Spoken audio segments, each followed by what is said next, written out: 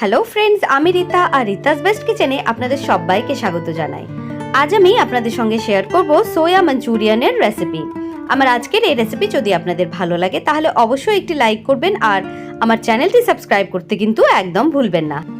তাহলে চলুন দেখে নেওয়া যাক আজকের রেসিপি। প্রথমেই আমি এখানে জল ফুটিয়ে রেখেছিলাম, তার মধ্যে 2 বাটি সয়াবিন দিয়ে দিলাম। এবার সয়াবিনটাকেও বয়েল করে নেব। 2 থেকে 3 মিনিট একটু নাড়াচাড়া করলে পরে সয়াবিন বয়েল হয়ে যায়। এখানে আমার সয়াবিনটা বয়েল করা হয়ে গেছে। এবার আমি সয়াবিনগুলোকে খুব ভালোভাবে ধুয়ে নেব।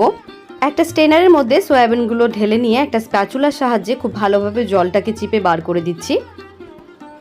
এবার একটা বাউল নিয়ে নিয়েছি। বাউলের মধ্যে অবশিষ্ট যে জলগুলো ছিল সেগুলো হাতে খুব ভালোভাবে চিপে নিয়ে আমি কিন্তু বাউলের মধ্যে রেখে দিচ্ছি।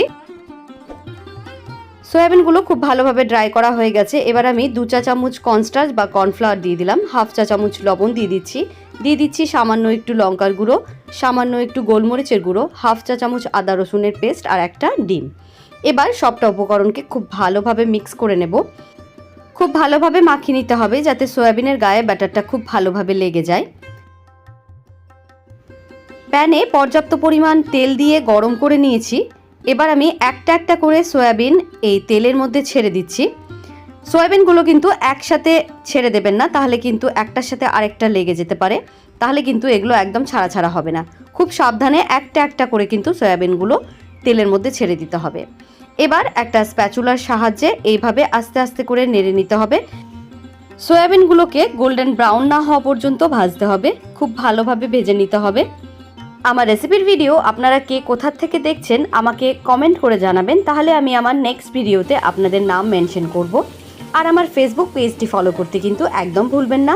আমি নিচে ডেসক্রিপশন বক্সে তার লিঙ্কটি দিয়ে দিচ্ছি, আপনারা ফলো করে আমার পাশে থাকবেন।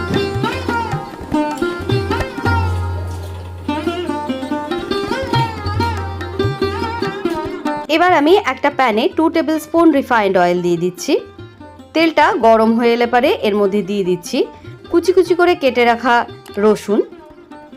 রসুনটা দিয়ে হালকা একটু ব্রাউন করে নিচ্ছি। আমার রেসিপির ভিডিও আপনাদের কেমন লাগে আমাকে অবশ্যই কমেন্ট করে জানাবেন। ভালো লাগলে সবার সাথে শেয়ার করবেন, ফ্যামিলি মেম্বার্স, ফ্রেন্ডস সবার সাথে শেয়ার করবেন যাতে তারাও নতুন নতুন রেসিপি দেখতে পারে এবং বাড়িতে ট্রাই করতে পারে। এই পর্যায়ে 1/2 ইঞ্চি মতো কুচি করে কেটে রাখা আদা দিয়ে দিলাম, আর একটা বড় সাইজে দিয়ে দিলাম পেঁয়াজ, আর 3 থেকে 4টা লঙ্কা। খুব ভালোভাবে এটাকে ফ্রাই করে নিতে হবে। চাইনিজ ডিশ সবসময় হাই ফ্লেমেই রান্না হয়, সুতরাং আমরা কিন্তু যখনই চাইনিজ কোনো ডিশ রান্না করব হাই ফ্লেমেই তৈরি করব। এখানে সমস্ত সামগ্রী আমার ভালোভাবে ভাজা হয়ে গেছে। এবার আমি এর মধ্যে দিয়ে দেব সয়া সস। আমি এখানে 1.5 চা চামচ সয়া সস দিয়ে দিলাম। সয়া সস দিয়ে দেওয়ার পর এর মধ্যে দিয়ে দিচ্ছি 1.5 চা চামচ মতো ভিনিগার, দিয়ে দিচ্ছি 1.5 চা চামচ চিলি সস, আর দিয়ে দেব টমেটো সস। টমেটো সসটা আমরা এখানে 2 চা চামচ দিয়ে দিচ্ছি, কারণ এর পরিমাণটা সবসময় কিন্তু একটু বেশি রাখতে হয়। এবার হাই ফ্লেমে খুব ভালোভাবে সসগুলোকে কুক করে নেব। 3 থেকে 4 মিনিট সসগুলোকে খুব ভালোভাবে কুক করে নেব যাতে কাঁচা সসের কোনো রকম স্মেল না থাকে। সসগুলো খুব ভালোভাবে কুক করা হয়ে গেছে। এবার আমি এর মধ্যে 1/2 কাপ মতো দিয়ে দিচ্ছি জল। প্লেন জল দিয়ে একটু নাড়াচাড়া করে নেব। যখন খুব ভালোভাবে ফুটে উঠবে তখন আমরা দিয়ে দেব ভেজে রাখা সয়াবিনগুলো। এখানে আমি সয়াবিনগুলো আস্তে আস্তে করে দিয়ে দিচ্ছি। সোয়া মাঞ্চুরিয়ান তৈরি করা কিন্তু খুব সহজ এবং খুব অল্প সময়ের মধ্যেই তৈরি করে নেওয়া যায়। এখানে সবটা সয়াবিন আমার দেওয়া হয়ে গেছে। এবার আমি গ্রেভির সাথে খুব ভালোভাবে এটাকে 2 থেকে 3 মিনিট কুক করে নিচ্ছি। সয়াবিন কিন্তু খুব বেশিক্ষণ রান্না করতে হয় না, এটা 2 থেকে 3 মিনিট করলে পরে সফট হয়ে যায় এবং খেতে ভীষণ ভালো লাগে। আপনারাও বাড়িতে কিন্তু এটা অনায়াসে যে কোনো সময় তৈরি করতে পারেন। সয়াবিনটা খুব ভালোভাবে সব দিক থেকে তেল ছেড়ে দিয়েছে। এবার আমি 1/2 চা চামচ আজিনামোটো দিয়ে দিলাম 1/2 চা চামচ গোলমরিচের গুঁড়ো। এবার সবটা উপকরণকে খুব ভালোভাবে সয়াবিনের সাথে মিক্স করে নিচ্ছি।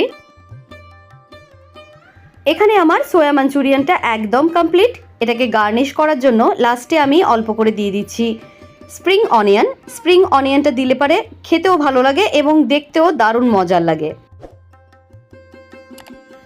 তাহলে দেখতেই পেলেন খুব সহজ এবং খুব অল্প সময়ের মধ্যেই সোয়া মাঞ্চুরিয়ানের রেসিপিটা একদম কমপ্লিট। তাহলে দেরি না করে চটপট তৈরি করে ফেলুন আপনারাও এই চাইনিজ সোয়া মাঞ্চুরিয়ানের জুসি রেসিপিটি। আর আপনারা আপনাদের এক্সপিরিয়েন্স কিন্তু জানাতে আমাকে একদম ভুলবেন না। আপনারাও বাড়িতে তৈরি করুন এবং আমাকে কমেন্ট করে জানান আপনাদের কেমন লাগলো।